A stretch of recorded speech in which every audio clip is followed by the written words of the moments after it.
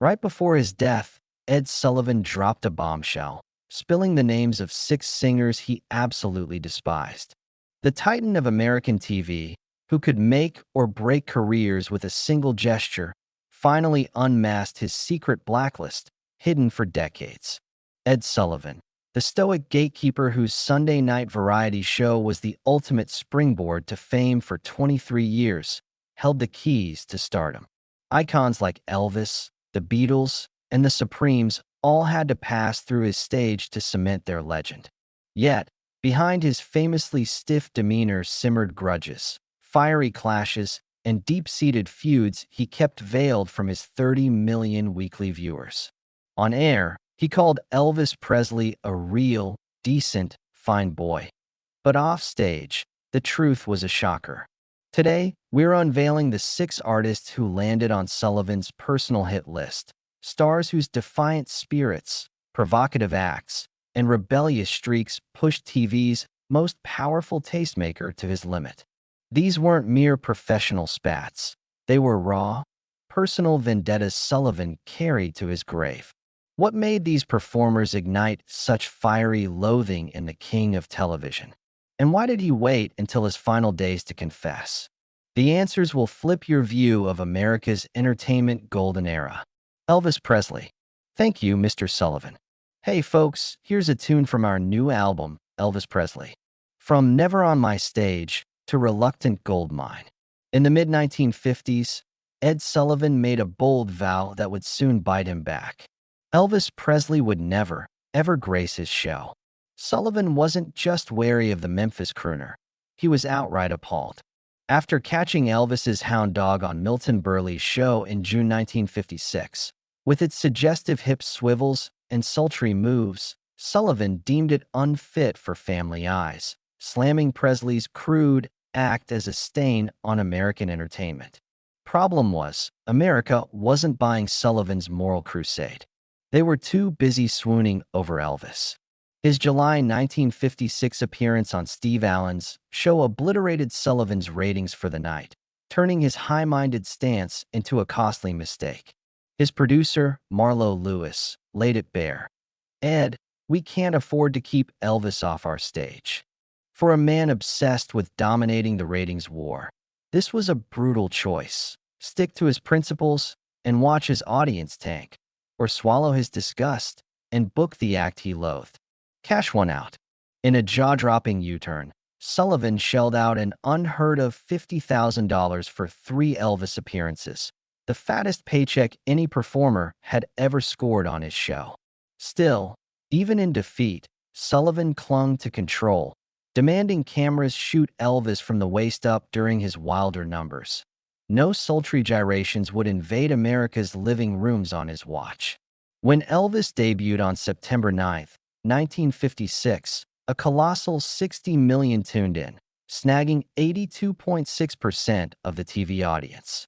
Sullivan wasn't even there, sidelined by a car accident, with actor Charles Lawton hosting instead, maybe sparing Elvis his infamous icy backstage vibe. By Elvis's 3rd appearance in January 1957, Sullivan seemed to soften, telling the crowd after Presley's final song, "This is a real, decent, fine boy." But behind closed doors, his true feelings never budged.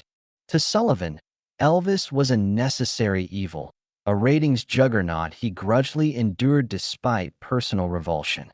In private chats with staff and pals, he kept bashing Elvis's style, his sway over youth, and what he saw as the decay of entertainment standards. The ratings spike cost Sullivan his pride. For a man used to shaping America's tastes, being forced to embrace someone he despised was a bitter pill. Elvis didn't just challenge Sullivan's cultural clout. He exposed its cracks, and Sullivan never let it go. If Elvis muscled his way onto the stage through sheer fame, another rock trailblazer faced a head-on showdown with TV's top dog. And now, oh boy, here's Buddy Holly and his crickets. Buddy Holly, the oh boy standoff. By January 1958, 21-year-old Buddy Holly was blazing as a rock and roll star with his quirky hiccup vocals, chunky glasses, and game-changing hits like Peggy Sue and That'll Be the Day. Holly embodied the bold, fresh spirit of early rock. His invite to perform on The Ed Sullivan Show should have been a career-defining triumph. Instead, it sparked a feud that forever soured his bond with TV's ultimate tastemaker. Trouble brewed during rehearsals. Holly and the Crickets planned to play their latest smash, Oh Boy, a lively rock tune that had teens jiving nationwide.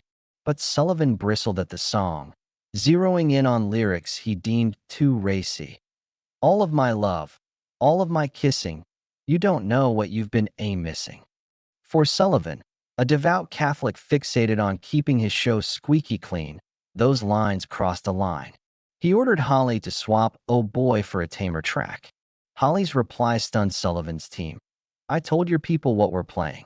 It's Oh Boy. A young artist defying Sullivan was practically unthinkable.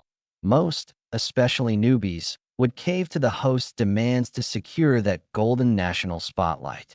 But Holly wasn't most artists. With a calm, steely confidence that defined his music and persona, he held firm. Sullivan, used to iron-fisted control, was livid. Witnesses said his face flushed red, his already rigid demeanor turning arctic. Backstage tension was electric. As showtime loomed, Sullivan's treatment of Holly grew frostier. He butchered Holly's name in rehearsals, calling him Buddy Hollitt, despite corrections. His on-air intro for the Crickets was perhaps the flattest, most half-hearted in the show's history. Worse, Sullivan allegedly told his sound crew to dial down Holly's mic during the performance, a petty jab to undermine the song he'd tried to nix.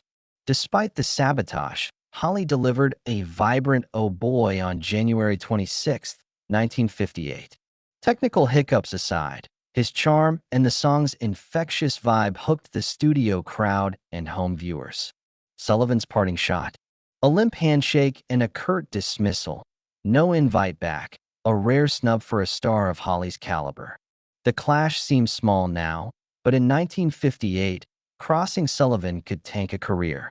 Holly's defiance showcased his integrity and hinted at a shifting entertainment landscape, with a new breed of artists prizing creative freedom over establishment approval. Tragically, Holly's victory was short-lived. Almost exactly a year later, on February 3, 1959, he perished in a plane crash at just 22, a loss later immortalized as the day the music died. His brief, tense run-in with Sullivan hinted at bigger battles ahead between rock's rebel heart and TV's old guard.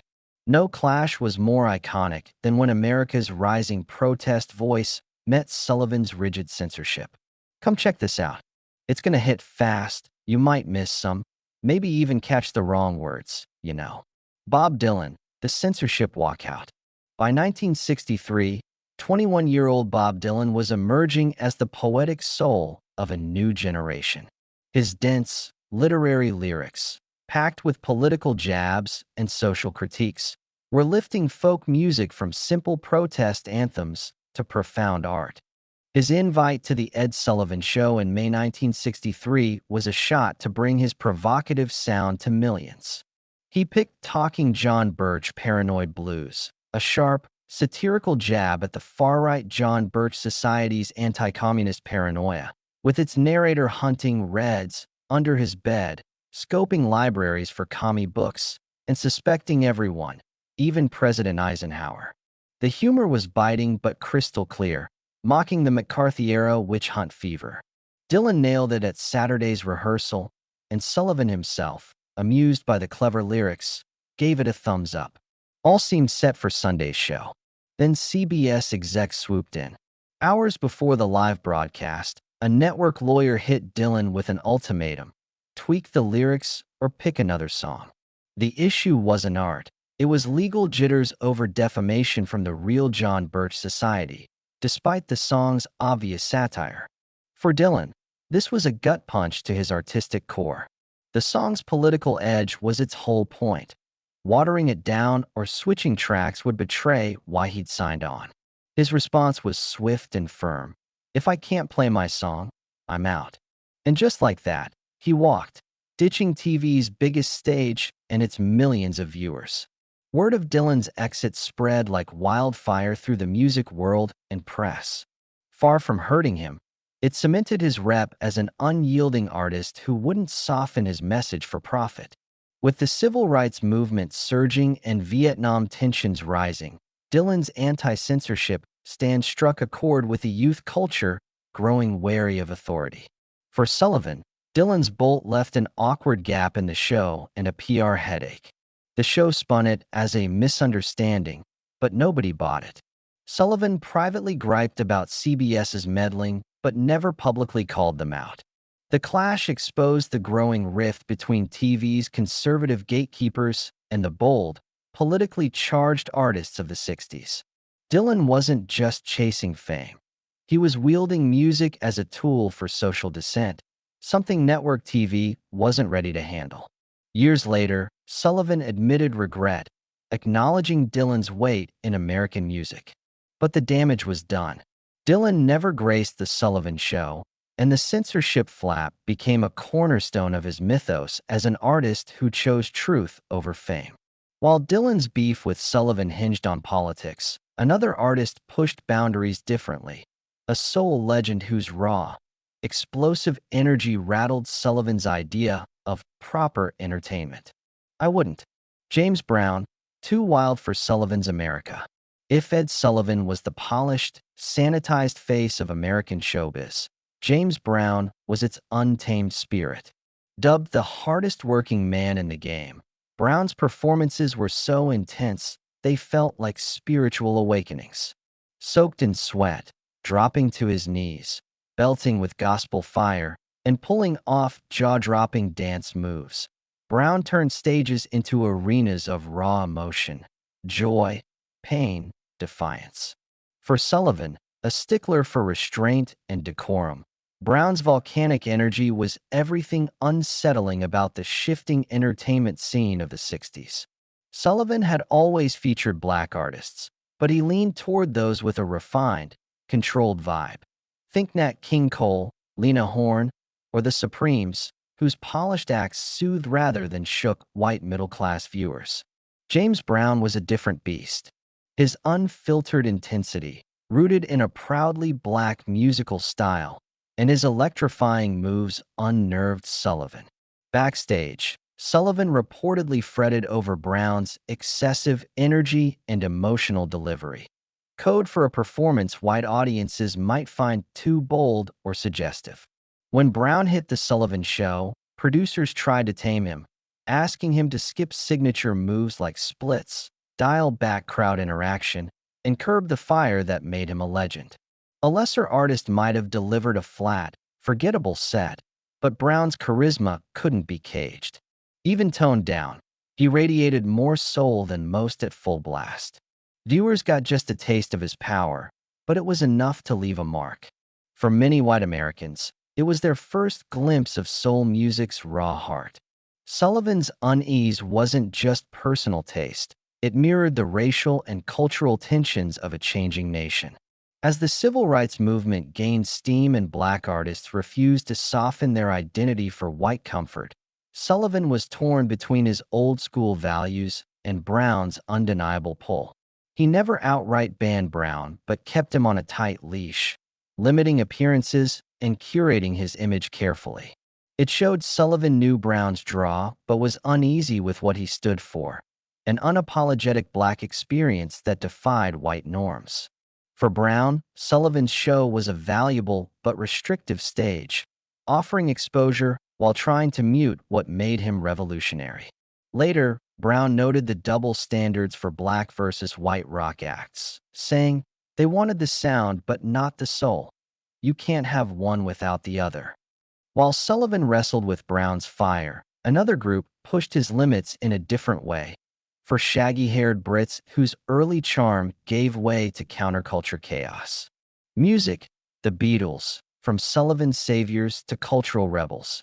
On February 9, 1964, Ed Sullivan stretched out his arm and declared, "Ladies and gentlemen, the Beatles." In that instant, American culture shifted. Over 73 million viewers, 34% of the nation, watched four Liverpool lads play 5 songs and rewrite music history. Sullivan's bond with the Beatles started as a win-win. In late 1963, passing through London's Heathrow Airport, he saw the mania firsthand as screaming fans swarmed the band.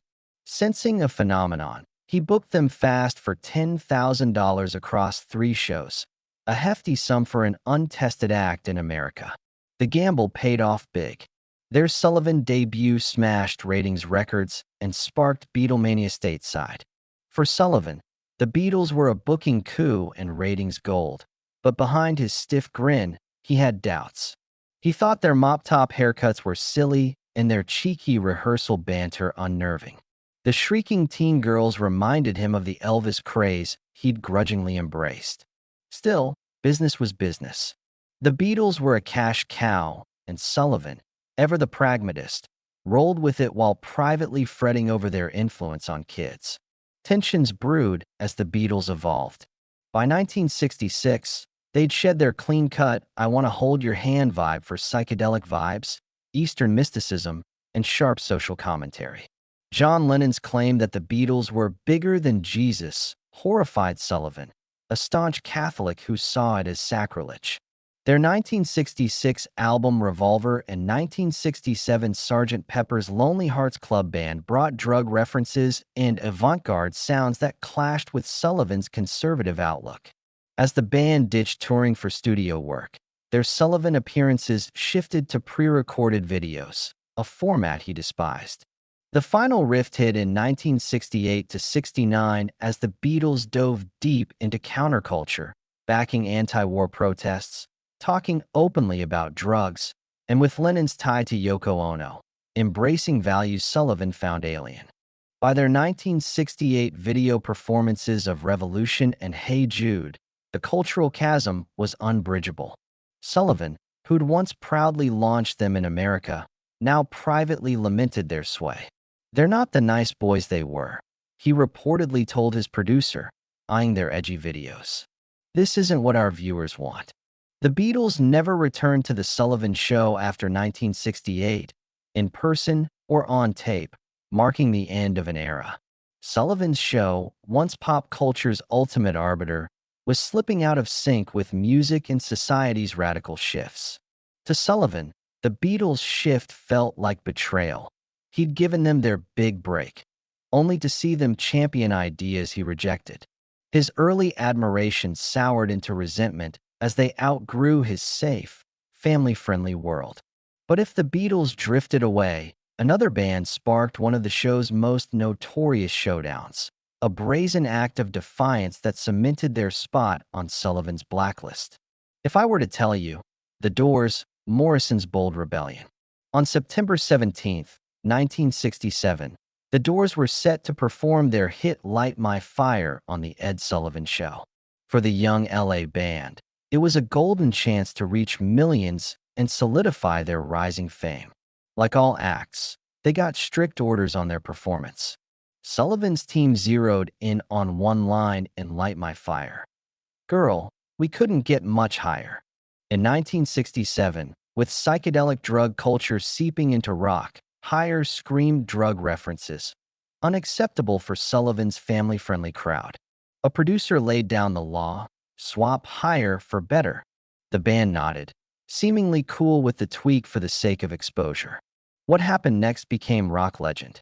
As the red light flicked on and the Doors kicked into their set, frontman Jim Morrison, with a sly smirk, sang the original line.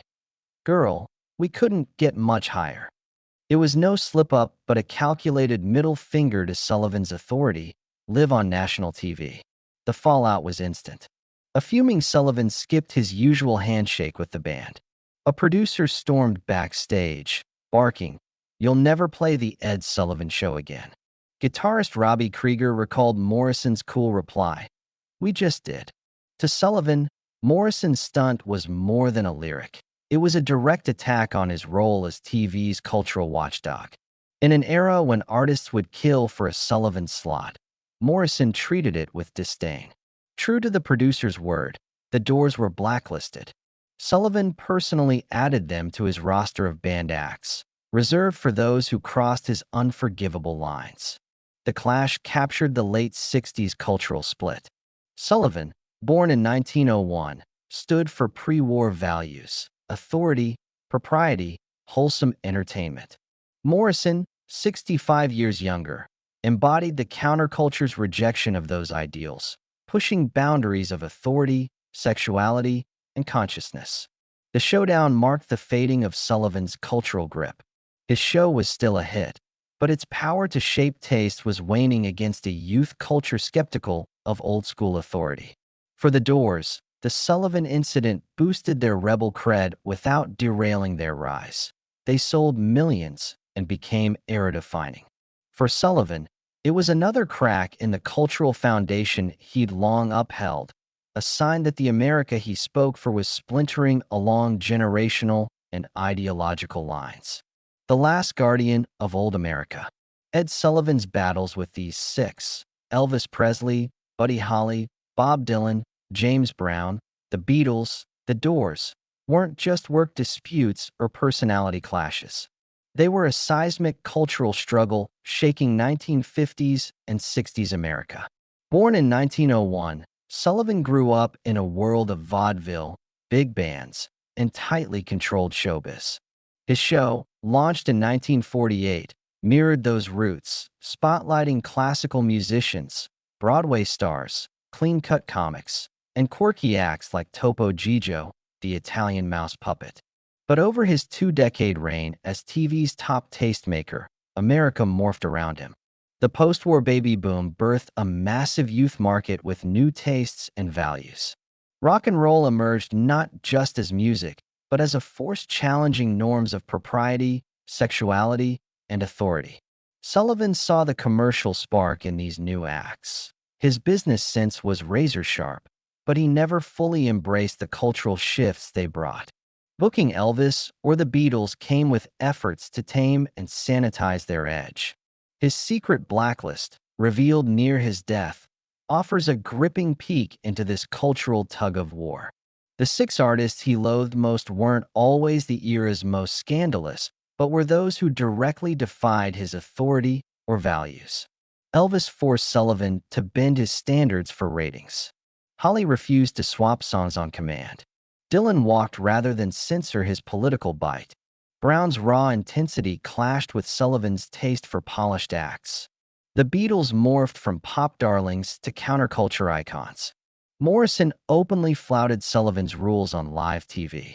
Each, in their way, chipped away at Sullivan's gatekeeper power, showing it was fading. By the late 60s, Sullivan's sway was slipping. His show stayed popular, but its cultural weight dwindled. New music and variety shows better matched evolving tastes. FM radio let artists reach fans without TV. Underground press created new cultural pipelines. The Sullivan Show was axed in 1971 after 23 years, not for bad ratings, but because CBS chased younger, richer viewers. Sullivan, then 69, was gutted. He'd poured his life into the show and couldn't fathom life without it. In his final years, battling esophageal cancer that took him in 1974, he grew reflective about his legacy. That's when he reportedly shared his list of most hated performers, a rare crack in the stoic mask he'd worn for decades. Sullivan's blacklist reveals not just his personal gripes, but his place in a turning point of American culture. A man who once defined mainstream entertainment fighting a losing battle against change that would make his variety show format obsolete. The ultimate irony, Sullivan's unintended legacy. The bittersweet twist of Ed Sullivan's career? The artists he resisted most, those on his blacklist, are now titans of American cultural history. Elvis Presley, once banned from his stage, is a 20th century cultural giant. Buddy Holly, despite his early death, is hailed as a rock and roll pioneer. Bob Dylan nabbed a Nobel Prize for Literature in 2016. James Brown, the soul godfather, reshaped multiple genres. The Beatles are arguably the most celebrated band ever. The Doors, though short-lived, left a lasting mark on rock. Sullivan, who prided himself on spotting talent, clashed with some of his era's biggest game changers. His resistance highlights his blind spots. A man who could spot commercial gold but often missed artistic or cultural shifts. Yet, credit where it's due. Even in opposition, Sullivan gave platforms to Elvis and the Beatles, however grudgingly, helping mainstream revolutionary acts. His clashes with them spotlighted the tensions reshaping mid-20th century America. His show was a rare shared national moment in an era before cable, streaming, and social media splintered audiences. Love it or hate it, it was one of the last times a single broadcast could define American culture, reaching tens of millions at once. The artists Sullivan scorned were the ones who ushered in the diverse, fragmented cultural landscape that made his show outdated.